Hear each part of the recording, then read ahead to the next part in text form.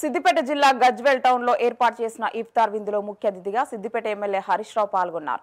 అదే విధంగా హరీష్ రావుతో పాటు మెదక్ బీఆర్ఎస్ ఎంపీ అభ్యర్థి వెంకట్రామరెడ్డి, మాజీ FD chairman Onteru Pratap Reddy, Medak MLC Yadav Reddy, Gajwel Pragnapur municipal chairman Rajamouli, councillor జక్కీబాయ్, కౌన్సిలర్లు, ముస్లిం సోదరులు పాల్గొన్నారు.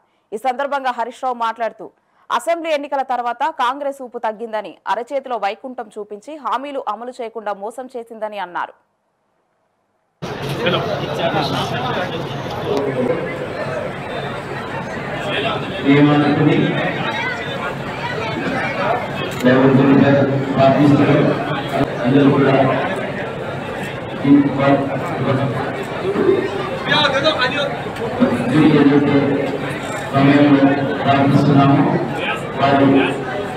కరెక్ట్ సెట్ అయినా సార్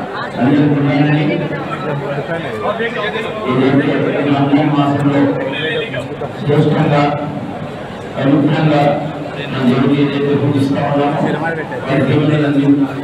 అందరికీ ఉండాలని ఈ రంజాన్ మాసంలో మొత్తం అన్ని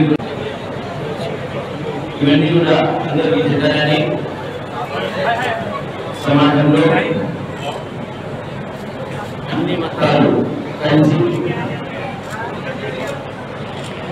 సర్వం అందరికీ విధంగా ఇవాళ భగవంతుని ప్రార్థిస్తాము. అలా ప్రార్థిస్తున్నా అట్లా ప్రార్థనలు